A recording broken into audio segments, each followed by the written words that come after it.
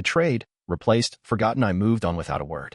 But one fateful night, a young girl showed up on my porch, tears in her eyes. Mom lied to me. Dad lied to me. I don't know where else to go. I leaned against the doorframe and said, that makes two of us. I never thought my life would unravel the way it did. I was living in a quiet suburb of Atlanta with my husband, Mark, and our daughter, Lily. We had a comfortable life, or so I believed. Mark was a software engineer, and I worked part-time at a local bookstore. Our days were filled with routine, school runs, work, dinner, and the occasional weekend getaway. But cracks began to appear. Mark started working late, often claiming he had tight deadlines. He became distant, emotionally unavailable. I tried to bridge the gap, suggesting date nights, family outings, anything to rekindle the spark. But he always had an excuse. Then came the revelation. Mark was having an affair with a younger colleague, Jessica. When I confronted him, he didn't deny it. Instead, he told me he was leaving me for her. The betrayal was a punch to the gut. But what hurt more was his decision to fight for full custody of Lily. Jessica painted me as unstable, unfit to be a mother. With Mark's support, she convinced the court to grant them custody. I was devastated. My world crumbled. I moved to a small town in North Carolina, changed my name, and started over. I found work as a librarian, a quiet job that suited my new life. I avoided relationships, kept to myself, and tried to forget the past. Years passed. I heard nothing from Mark or Lily. I assumed they were happy without me. I tried to convince myself that I was better off alone. One rainy evening, there was a knock at my door. I opened it to find a teenage girl, soaked to the bone, standing on my porch. She looked familiar, but it took me a moment to recognize her. It was Lily. Mom lied to me. Dad lied to me. I don't know where else to go, she said, tears streaming down her face. I leaned against the doorframe and said, that makes two of us. Lily told me everything. After I left, Jessica became controlling and abusive. Mark, too, changed, becoming distant and cold. Lily had discovered the truth about their lies and manipulation. She found letters I had written to her that Jessica had hidden. She realized that I hadn't abandoned her. I had been pushed away. We spent the night talking, crying, and reconnecting. For the first time in years, I felt whole again. I knew I couldn't let Mark and Jessica get away with what they had done. With Lily's help, we gathered evidence of their lies and abuse. We took it to court, and this time, the truth was on our side. The court granted me full custody of Lily. Mark and Jessica were exposed for who they truly were. Their reputations were ruined, and they faced legal consequences for their actions. Lily and I moved back to Atlanta, reclaiming the life that had been stolen from us. We rebuilt our relationship, one day at a time. It wasn't easy, but we had each other, and that was enough. I learned that sometimes, the best revenge is living well. And with Lily by my side, I was finally able to do just that. I thought getting Lily back would be the hardest part. I thought the lies and betrayal were behind us. But I was wrong. About 2 months after she moved in, I noticed something was off. Lily wasn't sleeping. She kept checking her phone late at night, then hiding it when I walked into the room. She said she was fine, just adjusting. But I knew better. When your own kid goes missing for years, you don't take small things lightly. Then one night, I found her crying in the kitchen, the screen on her phone still lit. I didn't want to invade her privacy, but something about the way she looked at me told me she needed me to see it. It was a message thread with Mark. He had been texting her every day, guilt-tripping her, twisting everything around, telling her that I was filling her head with lies, that I was unstable, controlling, that Jessica was sick and not herself anymore, and he needed help taking care of her, that if Lily didn't come back, they would both spiral, and it would be her fault.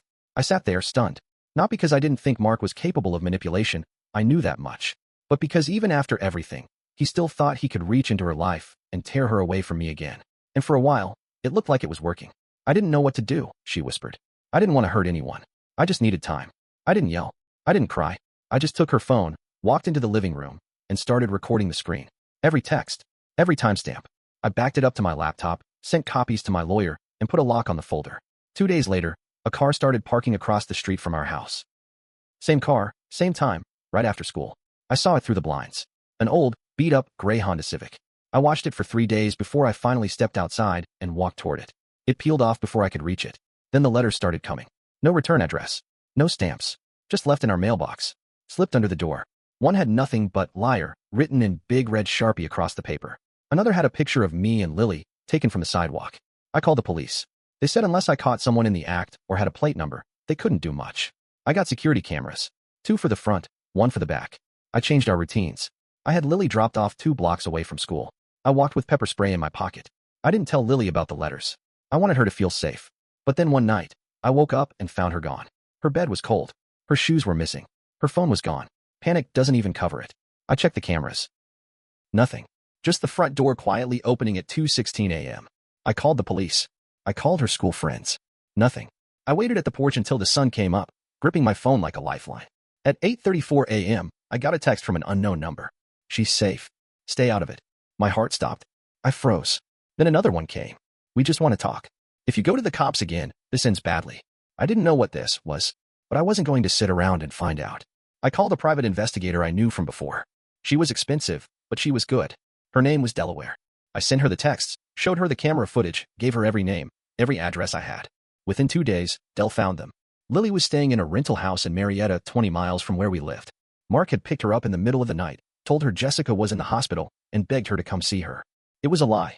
Jessica wasn't in the hospital. She was there too. And so was her brother, Daniel, a man with a history of violence and a long record that included restraining orders and drug charges. Del took photos.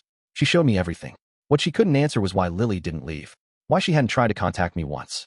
I didn't want to believe she had chosen them again. But then Del handed me an audio file, a bug she had planted near the window. I listened to it on the floor of my bedroom with headphones on. "You don't leave this house without permission," Daniel said, his voice low and hard. "You're lucky we let you have that phone.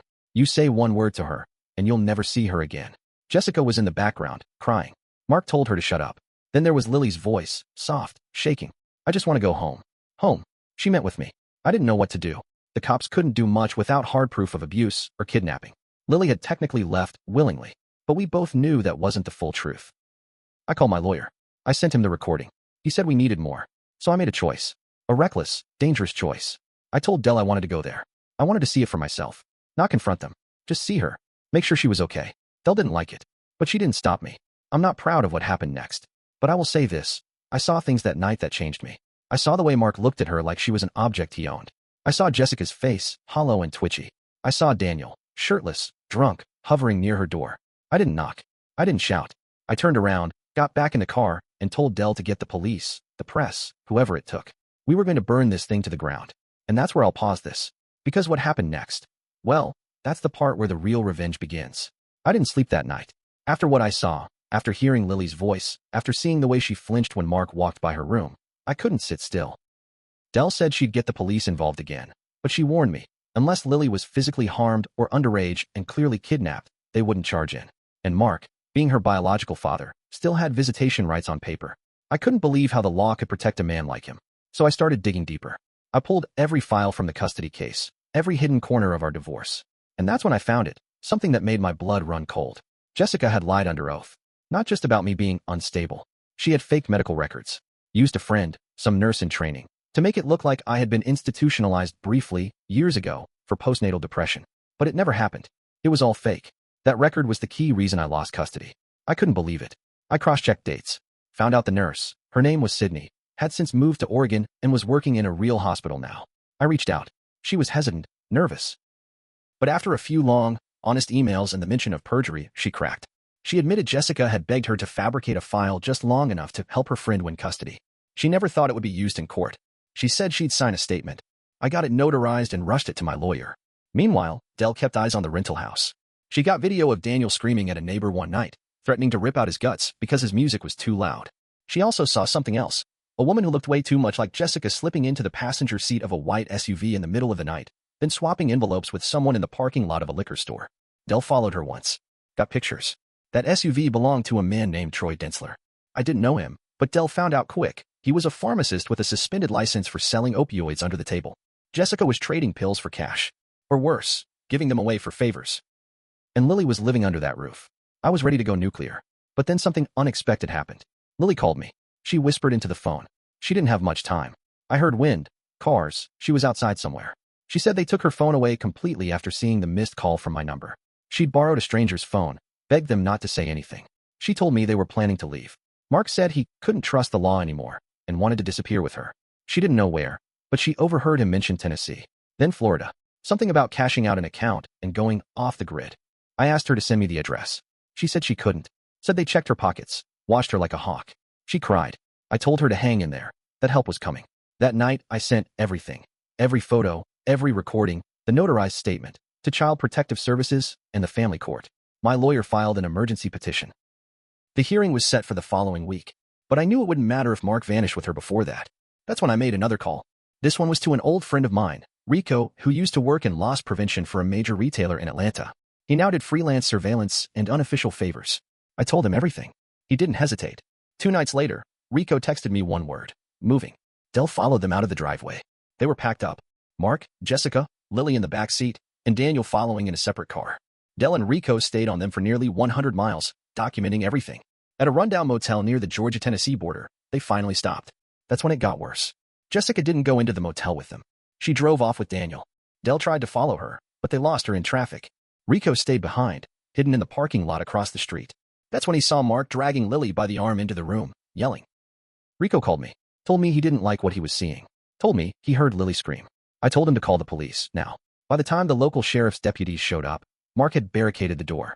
It turned into a full-blown standoff. I watched it all unfold over video call with Delaware. My hands were shaking. My stomach was in knots. An hour later, they finally got in. Lily was crying. Mark was arrested. In the room, they found more than just a scared teenage girl. They found pills, fake IDs, burner phones. They found evidence that Daniel and Jessica were trafficking something, not just drugs. They were planning to sell Lily's identity, set her up as a runaway so they could disappear for good, with money in her name. The sheriff said if Dell hadn't stayed on them, they might have made it to Florida. And Lily?